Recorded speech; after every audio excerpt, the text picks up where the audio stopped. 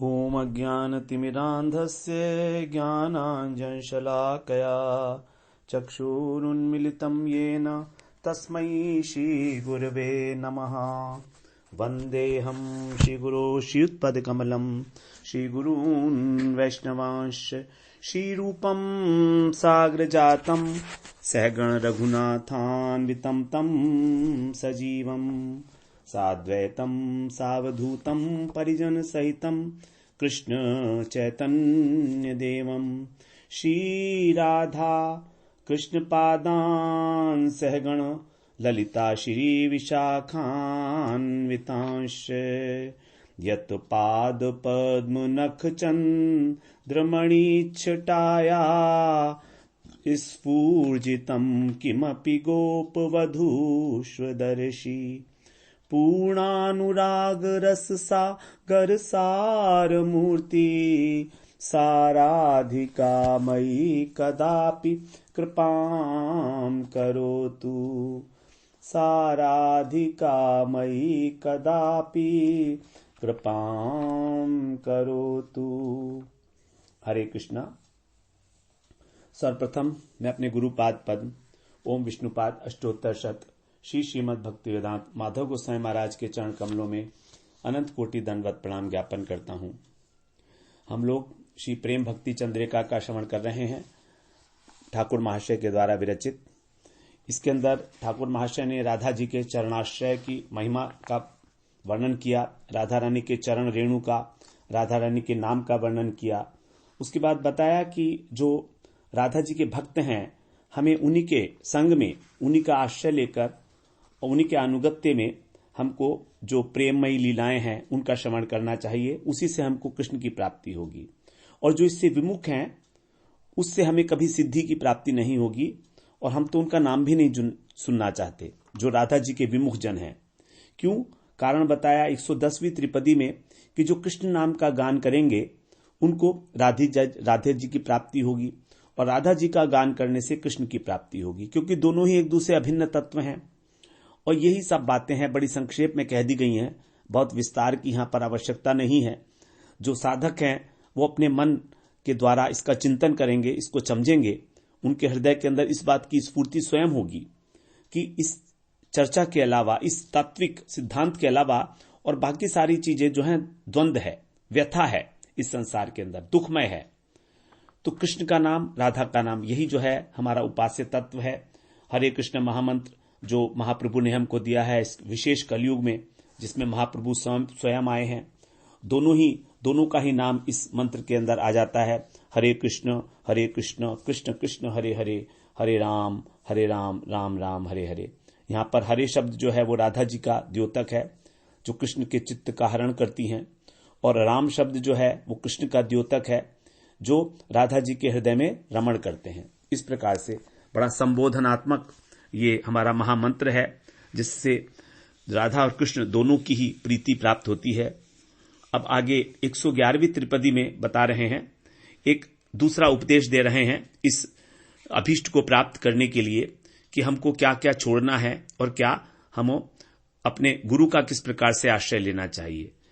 अहंकार अभिमान असत संग असत ज्ञान छाड़ी भजो गुरु पाद पद्म करी आत्मनिवेदन देह गेह परिजन गुरु वाक्य परम महत्व गुरु वाक्य परम महत्व।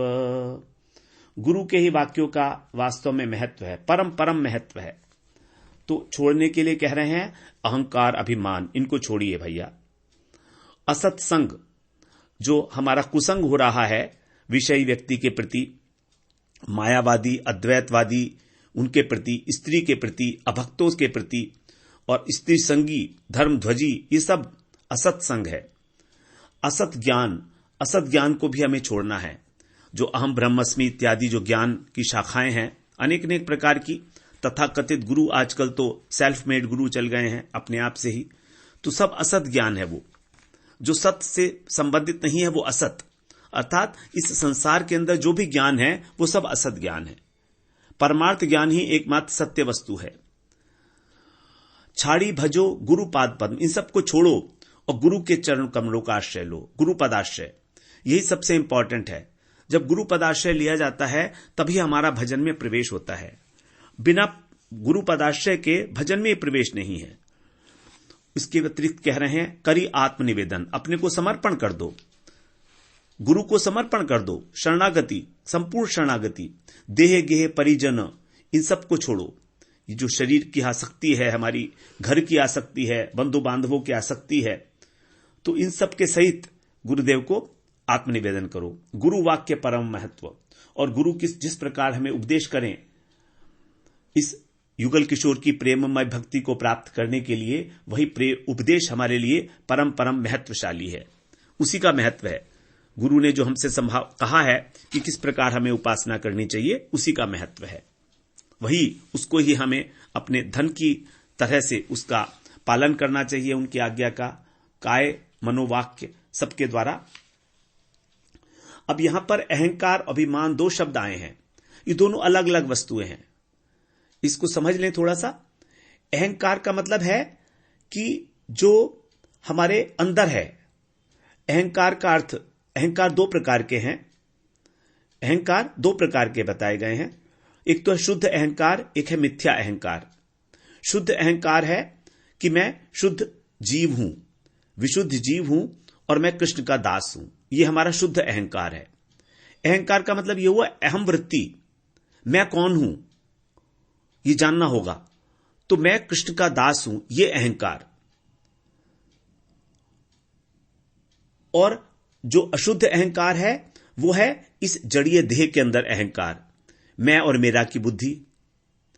शरीर मैं हूं। अब शरीर मैं हूं तो शरीर अभावग्रस्त है, और शरीर को अभाव को पूरा करने के लिए संसार चाहिए, तो इसलिए मैं संसार में आसक्त हूं। जबकि वास्तव में मेरा शुद्ध अहंकार होना चाहिए कि मैं आत्म तत्व हूं, आत्मा हूं, और आत्मा भगवान के साथ सजातीय वस्तु है, दोनों आनंदमय स्वरूप है, तो उसकी जो है भगवान के साथ आसक्ति होनी चाहिए। स्वाभाविक रूप से हमारी आत्मा भगवान में आसक्त है, और स्वाभाविक रूप से हमारा जो शरीर है वो संसार में आसक्त है, क्योंकि like things attract each other. हमारा शरीर और ये संसार प्रकृति के 24 तत्वों से मिलकर बना है, जबकि हमारा जो आत्मा है वो भगवान का अंश है। तो यह है अहंकार दो प्रकार के। तो यहां पर अशुद्ध अहंकार को छोड़ने के लिए कहा जा रहा है। जो हमारा अशुद्ध अहंकार है उसको छोड़कर शुद्ध अहंकार में प्रतिष्ठित होना, कि मैं कृष्ण का दास हूं अथवा मैं राधा रानी की किंकरी हूं, दासी हूं। अभिमान, अभिमान क्या है? हमारे पास जो धन इत्यादि है, धन जन हमारा जो है, उस सब का हमको अभिमान होता है। तो अहंकार अंदर की बात है और अभिमान बाहर की बात हो गई। अभिमान का अर्थ हो गया धन जन इत्यादि, जितना हमारा बंधु बांधव है, कुटुंब है, ये सब।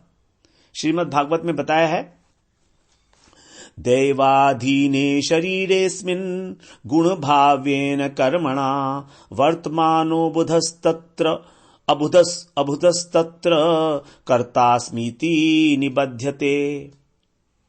जो अज्ञ व्यक्ति है, जो मूर्ख है, वो जो इस शरीर के अंदर, हमारा शरीर कैसा है? प्रारब्ध का पिंड है, पूर्व कर्मों के अधीन है, उसी प्रकार से हमें शरीर मिला है। तो इसमें अवस्थित होकर और मैं करता हूं, इस प्रकार के अहंकार के कारण इस शरीर में आबद्ध रहता है। देवाधीने, हमारा शरीर अधीन है प्रारब्ध के, दैव। शरीरे अस्मिन गुण भाव्येन कर्मणा, मैं करता हूं ऐसा सोचता है। तो भगवान ने कहा है कि वास्तव में कर्ता तुम नहीं हो। प्रकृते क्रियमाणानि गुणे कर्माणि सर्वशः अहंकार विमूढ़ात्मा कर्ताहमिति मन्यते। 3 अध्याय के 27वें श्लोक में इसकी हमने बड़ी विशेष रूप से बहुत लंबी व्याख्या की थी। तो प्रकृति के द्वारा ही सभी क्रियाएं की जा रही हैं। क्रियमाणानि वर्तमान है। क्यों? गुणई, क्योंकि इसके अंदर 3 गुण हैं, सत्व रज और तम। सभी प्रकार के कर्म प्रकृति के द्वारा किए जा रहे हैं। लेकिन जो विमूढ़ आत्मा है, जो मूर्ख है, समझाने से भी नहीं समझता, ऐसा व्यक्ति अपने अहंकार के कारण अपने को कर्ता मानता है। तो प्रकृति के गुणों द्वारा किए गए कर्मों को यह सोचना कि मैं कर रहा हूं, यह बहुत बड़ी भूल है। यह हमारी स्टुपिडिटी की हाइट है और हम ऐसा ही समझते हैं। और जब हम ऐसा समझते हैं कि मैं कर रहा हूं, तब फिर हमारे अंदर जो है, बाहर जो वस्तुएं हैं जो हमने अर्जित की हैं उस कर्म के द्वारा, हमने धन अर्जित किया, हमने अपना परिवार बनाया, पुत्र पत्नी, ये सब बंधु बांधव, ये जितने हैं, इन सब के हम अभिमान में मत्त हो जाते हैं। तो मेरा में मत्त हो जाते हैं। हम अपने को देह मानकर कि मेरे शरीर के द्वारा ये कर्म हुआ तो मैं करता हो गया, यही जीव की बंधन दशा है। तो हमें अपने स्वरूप कोटि का जो शुद्ध अहंकार है उसको जागृत करना है। और जो दूसरा अहंकार है, ये जो दूसरा अहंकार है कि मैं शरीर हूं, इस अहंकार को नष्ट करना है, त्यागना है। तो जैसे जैसे हमारे स्वरूप का अहंकार बढ़ता है, हमारा जो मिथ्या अहंकार है अपने आप शिथिल होने लगता है। मिथ्या अहंकार का कारण है हमारा जो है अपना मैं मानना, मैं बुद्धि, मैं और मेरा। तो अहंकार जो है ये बड़ा हमारे लिए निकृष्ट है और उसके लिए बताया है कि कितना इसका फल क्या होता है। विद्या धनागार कुलाभिमानिनो देहादिरात्मजनिनत्य बुद्धयः इष्टान्य देवाम फलकांक्षिणो ये जीवन मृतास्ते न लभन्ते केशवम। यह अभिमान के विषय में है। विद्या, धन और आगार माने ग्रह, कुल, ये सब, इन सब के अंदर जो हमारा अभिमान है, विद्या, धन, आगार और कुलाभिमानिनो, कुल इत्यादि के अंदर जो हमारा अहंकार है, अभिमान है, देह आदि जो हैं, इनको, जो देह से संपर्क करने वाले स्त्री और पुत्र हैं, इनमें नित्य बुद्धि है, अर्थात ये हमेशा रहेंगे मेरे साथ।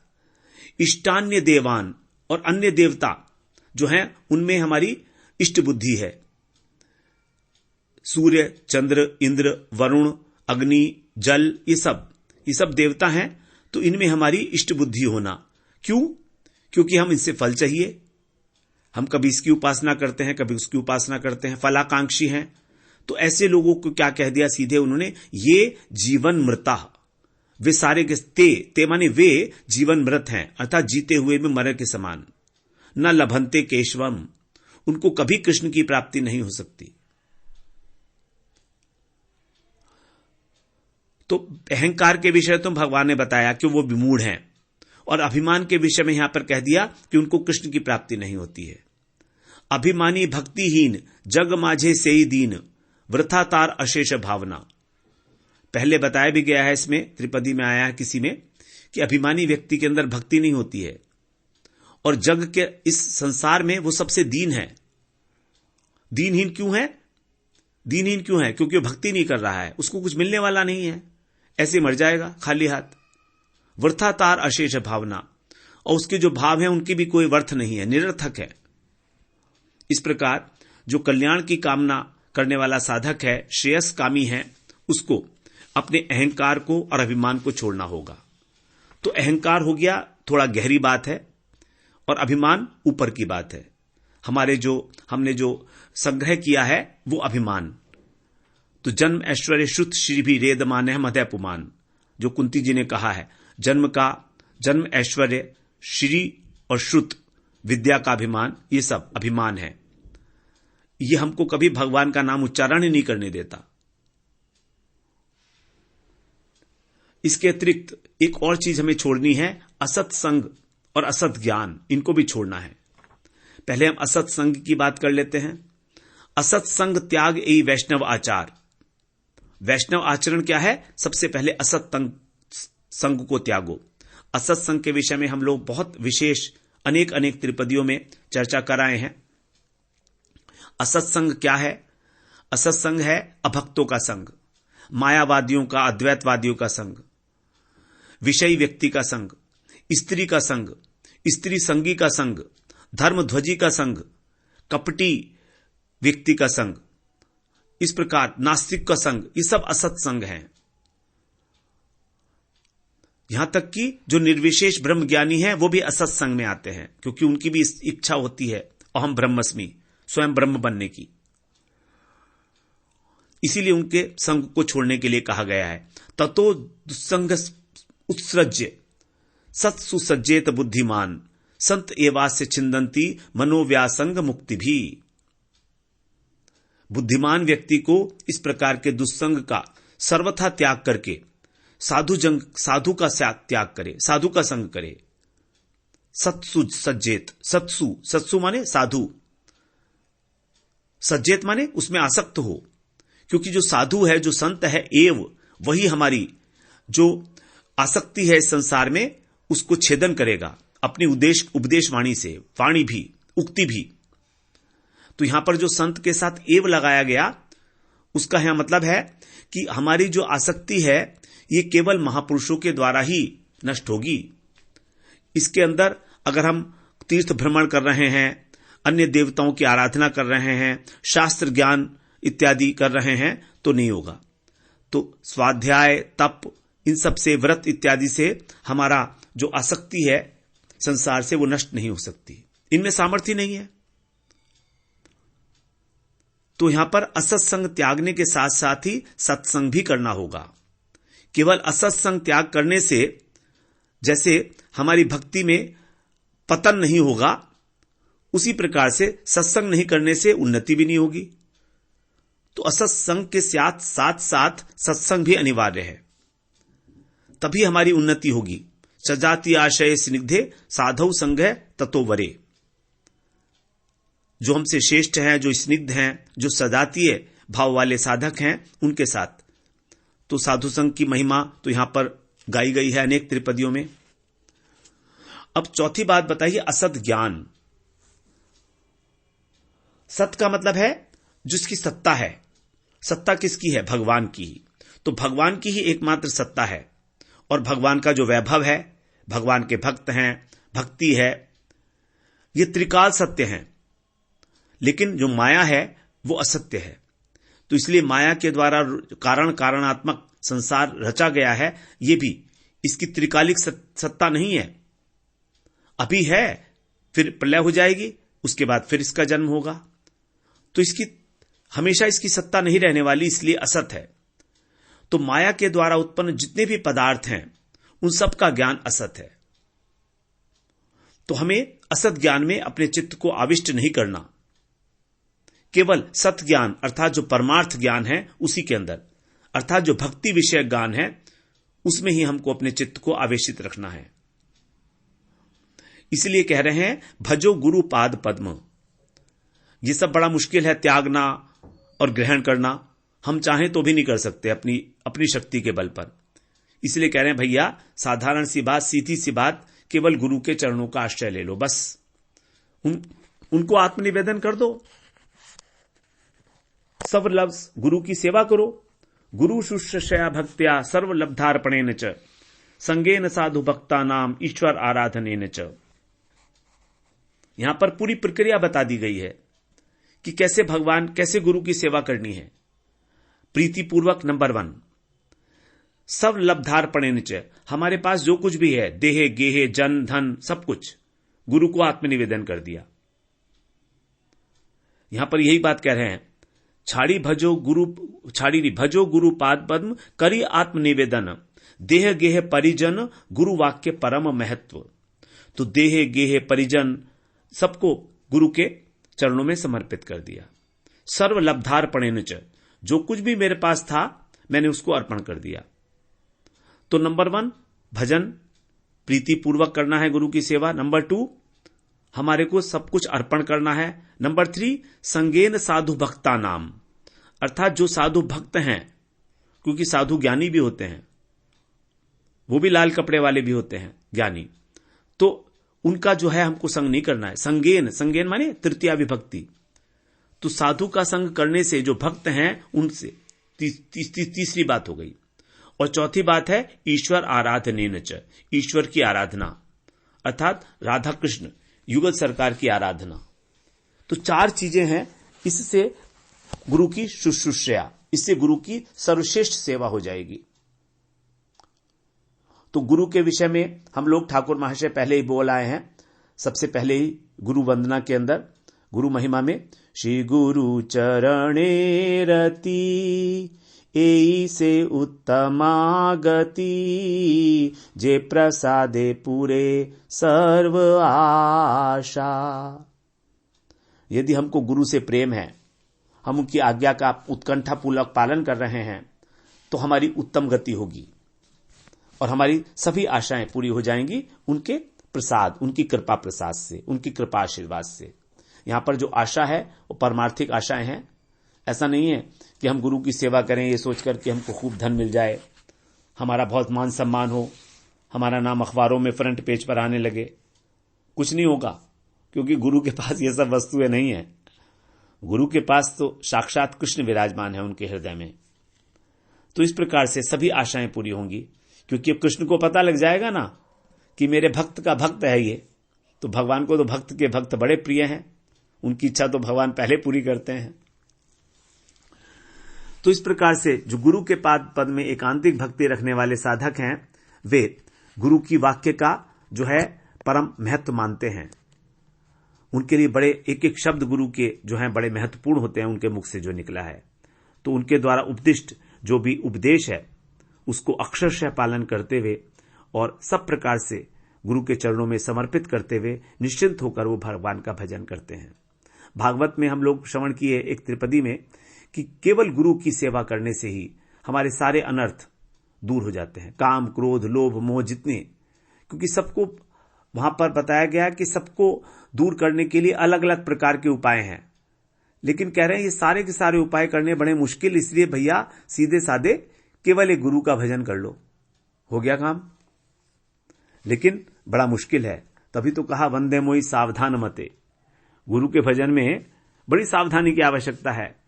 भगवत भजन में सावधानी की इतनी आवश्यकता नहीं, क्योंकि वहां तो भगवत बुद्धि है ही। लेकिन गुरु के अंदर भगवत बुद्धि रखना ये बड़ी मुश्किल बात है भैया। तो इसलिए कह रहे हैं वंदो मोहि सावधान मते। बहुत मेरा मत है कि तुम सावधान होकर भजन करो गुरु का, साधारण बुद्धि से मत करो, मरते बुद्धि से वरना मरोगे। तो बड़ी सुंदर बात यहां पर 4 चीजें छोड़ने के लिए कही गई, अहंकार, अभिमान, असत्संग और असत ज्ञान। और केवल गुरु का आश्रय लेकर ही ये चारों चीजें अपने आप से हो जाएंगी। जब हम गुरु के सानिध्य में होते हैं, गुरु का अनुशासन में होते हैं, गुरु का संग करते हैं, उनकी आज्ञा पालन करते हैं, तो कहा गया है कि विष्णुमय ही हो जाता है शिष्य। जैसे गुरु हैं उसी प्रकार तो गुरु ही हमको जो है इस सेवा के अंदर नियुक्त करते हैं। जो निकुंज भवन की साधना है उसके अंदर भी जो गुरु मंजरी हैं वही हमको जो है नियुक्त करती हैं हमारी अभीष्ट सेवा में। अब आगे 112वीं त्रिपदी में कह रहे हैं, श्री कृष्ण चैतन्य देव रतिमति तारे सेवो, प्रेम कलप तरुदाता, ब्रजराज नंदन राधिकार प्राणधन, अपरूप एई सब कथा। अब यहां पर 3 त्रिपदियों में जो है ब्रज की साधना के विषय में तो बता दिए, मंजरी भाव साधना के। अब जो महाप्रभु हैं उनका जिस अवदान है मंजरी भाव, तो महाप्रभु के विषय में यहां पर अब 3 त्रिपदी में उनकी चर्चा की जाएगी। तो पहले राधा जी की महिमा बताई गई 3 त्रिपदियों में, उसी प्रकार अब यहां जो है ग्रंथकार महाप्रभु की चर्चा करेंगे 112, 113, 114 में। तो ये जो मंजरी भाव की साधना है ये दी गई है हमारे को महाप्रभु के द्वारा। उनकी करुणा के बिना कोई भी इस ब्रज भाव को प्राप्त करने में समर्थ नहीं। उनकी उपासना किए बिना कोई इस भजन में प्रवेश नहीं कर सकता। तो पहले जो महाप्रभु का भजन है, उनकी प्रेमदान लीला है, उसके विषय में बताते हैं कि श्री कृष्ण चैतन्य देव रतिमति तारे सेवो, अर्थात अपनी रति और मति, रति हमारी कृष्ण में चैतन्य देव में हो, फिर उन्हीं की सेवा करो। रतिमति तारे सेवो, उनको सेवा करनी है महाप्रभु की।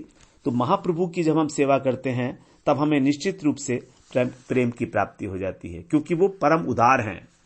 प्रेम कल्प तरु दाता, प्रेम प्रदान करने में कल्प वृक्ष के समान है। नमो महावदान्याय कृष्ण प्रेम प्रदायते, तभी महाप्रभु को कहा गया महावदान्याय, कृष्ण प्रेम प्रदायते, कृष्ण के प्रेम को देने वाले। ऐसे और आगे कहते हैं कि ब्रजराज नंदन राधिकार प्राणधन, तो जो राधा जी के प्राणधन ब्रजराज नंदन श्री कृष्ण हैं वही हैं महाप्रभु ही। अपरूप यही सब कथा, ये जो तत्व कथा है ये अत्यंत रहस्यमयी है, अत्यंत अनुपम है, इसको जानना होगा। तो जो कृष्ण है वही महाप्रभु हैं, कोई उनसे बिल्कुल कृष्ण ही महाप्रभु के रूप में आए हैं, ये हमें जाननी होगी बात। और वही कृष्ण क्यों आए हैं? क्योंकि एक तो वो जो है आस्वादन करना चाहते हैं 3 प्रकार की अपनी इच्छाओं का, जो उनकी अपूर्ण रह गई थी कृष्ण की, और दूसरी बात हमको ये मंजरी भाव की उपासना देने के लिए। इस जगत में जो अनर्पित चिरम चिरात है, बहुत समय से नहीं दी गई थी, लुप्त प्राय हो गई थी, उसको विशेष रूप से देने के लिए। तो चैतन्य चरितामृत में बताया है कि कृष्ण जानाइया जे है जगत कैलो धन्य, अतएव नाम है लोक श्री कृष्ण चैतन्य। तो यद्यपि श्री सुखदेव जी ने, व्यास जी ने, नारद जी ने, उन्होंने आचार्यों ने कृष्ण का ज्ञान कराया है, तथापि जो महाप्रभु हैं उनको छोड़कर कोई भी श्री कृष्ण चैतन्य नहीं है। क्या कारण क्या है? क्योंकि कृष्ण का ज्ञान जो है महाप्रभु का दर्शन के बिना साधन के ही तत्क्षण प्रेम पाता है और उसका प्रेम प्राप्त कर लेता है। इसलिए उनको कहा गया वो देव हैं, कृष्ण देव, कृष्ण चैतन्य देव।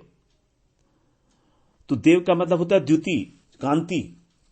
तो उनके अंदर क्या है? उनके अंग में कौन विराजमान है? श्री राधा जी की कांति, दिव्य कांति।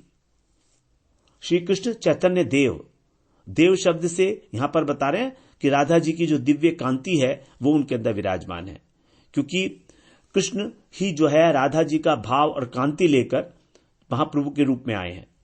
तो जो कांति है उसको यहां पर बताने के लिए देव शब्द प्रयोग किया गया, वो राधा रानी की कांति है। इस प्रकार उनके चरणों में ही हमारी रतिमति हो, सब प्रकार से उनको ही समर्पण करके हम सेवा करें, भजन करें, अन्यथा हमको ब्रज प्रेम की प्राप्ति नहीं हो सकती। वही एकमात्र जो है प्रेम कल्प तरु दाता है, प्रेम प्रदान करने वाले हैं। तो गौड़ीय संप्रदाय में जो नवदीप में वहां पर महाप्रभु हैं साक्षात वही, और ब्रज के जो राधा माधव हैं दोनों एक साथ ही उपास्य है, दोनों ही एक साथ ही उनका उपासन करना है, उपासित किया जाना है। तो यहां पर जो कवि कर्णपुर हैं वो कह रहे हैं, चैतन्य चंद्रोदय नाटक के अंत में महाप्रभु ने अपने आप कहा था अद्वैताचार्य से, वृंदारण्यान्तरस्थः सलिल विलसिते नात्मनात्मनमुच्च रानन्दस्यन्द बन्दीकृत मनस्पुरीकृत्य नित्य प्रमोदः वृंदारणैकनिष्ठान् स्वरुचि समतनून् कारिष्यामि यूष्मा नित्येवास्तेव शिष्टम् किमपि मम महत् कर्म तच्चात निश्ये। अद्वैताचार्य से कह रहे हैं महाप्रभु, हे महाप्रभु, हे आचार्य, मैं वृंदावन में वास करके और अत्यंत सरस विलास करके वहां पर उन्नत आनंद रस जो है उसमें स्वयं को अपने को डुबोकर और उस आनंद में अपने मन को मग्न करके जो वृंदानिष्ठ आप लोग हैं उनको अपनी अपनी रुचि के अनुसार देह धारण कराऊंगा और फिर उस ब्रज रस के मधुर रस का आस्वादन कराऊंगा। तो महाप्रभु कह रहे हैं कि मैं स्वयं आप लोगों को आपकी रुचि और भाव के अनुसार देह धारण कराकर और उस मधुर रस का आस्वादन कराऊंगा। मेरा यही महत् कार्य बाकी है, उसको मैं संपन्न करूंगा। तो महाप्रभु जो हैं राधा कृष्ण के मिलित विग्रह हैं, हम जानते ही हैं इस विषय में। और वृंदावन के अंदर वही जो हैं नित्य मधुर रास विलास करते हैं राधा माधव ही, और नवदीप लीला के पार्षदों को भी उन्होंने जो है यहां पर राधा किंकरी के रूप में उन्होंने जो है उनको स्वीकार किया है। उनको दान दिया है इस प्रकार का। तो महाप्रभु की जब ये बात सुनी तब अद्वैताचार्य बोलते हैं, निजेच्छया प्रापय यदेद्य देव स्थलांतरम नो वपुरंतरम वा तैवेतदाश्चर्य चरित्रमेव जाति स्मरा एवं चिरम स्मरामः।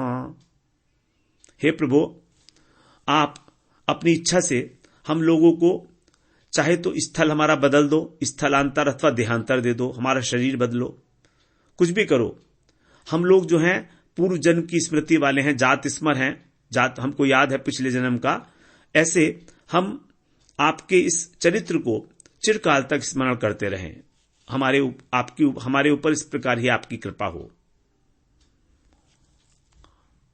तो चैतन्य महाप्रभु के लिए कहा गया वो प्रेम कल्प तरु दाता हैं। महाप्रभु स्वयं प्रेम देने वाली हैं अपनी अचिंत्य शक्ति से, और जो है फल के प्रदाता भी स्वयं ही हैं अपनी अचिंत्य शक्ति से ही। महाप्रभु ने जो है सबको प्रेम दान किया है अपनी लीला के अंदर। ऐसे प्रेम फल प्रदाता श्री कृष्ण चैतन्य जो हैं, उन्होंने इस ब्रज प्रेम का जो राधा दास्यम के रूप में मंजरी भाव है, उस प्रेम का इस विश्व में बिना किसी पात्र अपात्र का विचार किए, बिना साधना के दान दिया है। इसीलिए कोई भी जो उनका भजन करता है, उनके भजन किए बिना कोई भी इस आस्वादन करने में समर्थ नहीं हो पाएगा। इसलिए गोस्वामी पाद कहते हैं चैतन्य चैतामृत में, अद्भुत निगूढ़ प्रेमेर माधुर्य महिमा अपनी आस्वादी प्रभु दिखाई लो सीमा। अद्भुत दयालु चैतन्य अद्भुत वदान्य ओई छे दयालु दाता लोके नाही सुनी अन्य। सर्वभावे भजो लोक चैतन्य चरण जहां ही ते पावे कृष्ण प्रेमामृत धन। अद्भुत निगूढ़ जो प्रेम की माधुर्य की महिमा है, वो स्वयं उन्होंने आस्वादन की और सबको दिखाया कि उसकी पराकाष्ठा क्या है। देखिए, तो महाप्रभु के जीवन में ही उस अद्भुत प्रेम की पराकाष्ठा जो है इस जगत के जीवों को दिखाई दी है।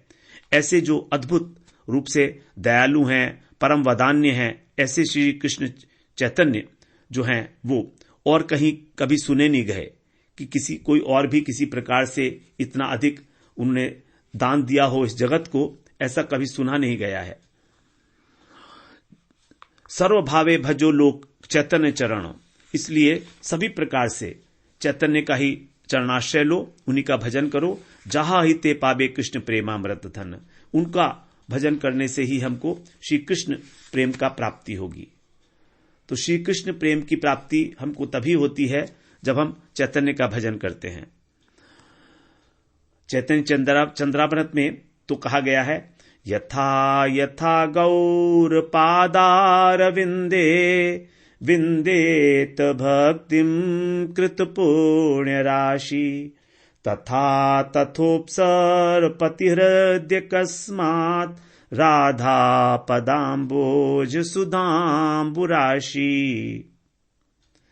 जितना जितना जैसे जैसे हमारे महाप्रभु के चरणों में अनुराग बढ़ता है, पादार विंदे, जैसे जैसे हमारी भक्ति महाप्रभु के प्रति बढ़ती है, हमारी पुण्य राशि के अनुसार, क्योंकि यदि हमारी सुकृति है तभी हम लोग महाप्रभु को जो है कृष्ण मानकर, कृष्ण राधा और कृष्ण का मिलित स्वरूप मानकर उनकी भक्ति करते हैं। तथा तथोप सरपति हृदय अकस्मात, तभी उतनी ही उतनी हमारे हृदय के अंदर अकस्मात जो राधा जी के चरण हैं, उन चरण कमल के प्रति जो अमृत है उसके प्रति प्रेम की उत्पत्ति हो जाती है। तो हमारे को राधा जी के प्रति जो प्रेम है, उस सागर के अंदर हम उतने ही उतने डूबते चले जाते हैं जितना जितना हमारा महाप्रभु के प्रति भक्ति उत्पन्न होती है। यथा यथा गौर पादार विंदे। फिर आगे कह रहे हैं यहां पर ठाकुर महाशय, ब्रज राज नंदन राधिकार प्राण धन अपरूप ए सब कथा।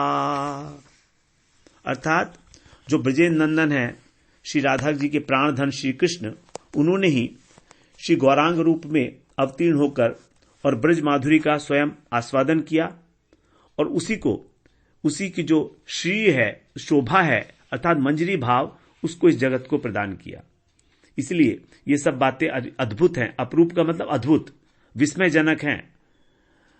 तो वहां पर चैतन्य चरितामृत में बताते हैं, तिहु श्याम वंशी मुख गोप नीलासी, इहो गौर कभु द्विज कभु तो सन्यासी, अतएव आपने प्रभु गोपी भाव धरी, ब्रजेंद्र नंदन कहे प्राणनाथ करी, सेई कृष्ण सेई गोपी परम विरोध, अचिंत्य चरित्र प्रभुर अति सुदुर्बोध, इथे तर्क करी के हो ना करो संशय, कृष्णेर अचिंत्य शक्ति एई मत है, अचिंत्य अद्भुत कृष्ण चैतन्य विहार, चित्र भाव चित्र गुण चित्र व्यवहार।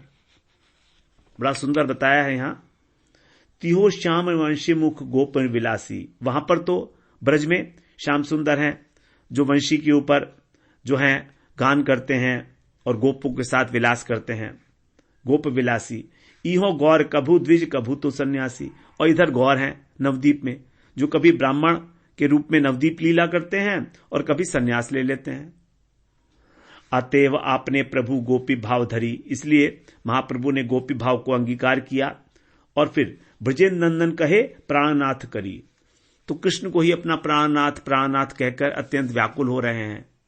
सेई कृष्ण सेई गोपी परम विरोध, तो वही कृष्ण है और वही गोपी बने हुए हैं गोपी भाव को। अचिंत्य चरित्र प्रभुर अति सुदुर्बोध, ये बड़ा विचित्र जो है प्रभु का चरित्र है, समझने में आने आसान नहीं है, अचिंत्य है। इथे तर्क करी के हो ना करो संशय, इसलिए इस विषय में अधिक तर्क मत करो, कोई संशय मत करो, क्योंकि जो कृष्ण की अचिंत्य शक्ति है उसी का ये परिणाम है। इसीलिए ये अत्यंत अद्भुत है, अत्यंत अचिंत्य है। महाप्रभु का विहार, महाप्रभु की जो लीलाएं हैं, विचित्र भाव चित्र गुण चित्र व्यवहार, सब कुछ विस्मित करने वाला है, आश्चर्यजनक। महाप्रभु का भाव, महाप्रभु के गुण और महाप्रभु का व्यवहार, तीनों ही। तो महाप्रभु के विषय में यहां पर इस त्रिपदी में 112वीं त्रिपदी में बताया गया कि जो कृष्ण है वही महाप्रभु के रूप में आए हैं अपनी 3 वांछाओं को पूरा करने के लिए, और हमें किसी प्रकार का कोई संशय नहीं रखना चाहिए। महाप्रभु स्वयं भक्त होकर आए हैं, क्योंकि कृष्ण जब उन्होंने गीता का उपदेश दिया तो कितने लोगों ने माना। कृष्ण ने बहुत बहुत उपदेश दिए, लेकिन कुछ करके नहीं दिखाया, आचरण नहीं करा। तो जब तक आचरण नहीं करते लोग मानते नहीं हैं, लोग समझेंगे कैसे। इसीलिए कृष्ण स्वयं जो है महाप्रभु बनकर आए, तब उन्होंने आचरण करके दिखाया कि कृष्ण की सेवा कैसे करनी है, किस भाव से कृष्ण की सेवा करनी चाहिए, जिससे हमें कृष्ण की प्राप्ति हो, कृष्ण प्रेम की प्राप्ति हो। अत्यंत अद्भुत महाप्रभु का चरित्र है। अब हम लोग अगले सत्र में फिर 113वीं त्रिपदी में श्रवण करेंगे। वहां पर महाप्रभु के जो अवतार का कारण है वो सब बताया जाएगा। वांछा कल्पतरुभ्यश्च कृपा सिंधुभ्यैव च पतितानां पावनेभ्यो वैष्णवेभ्यो नमो नमः।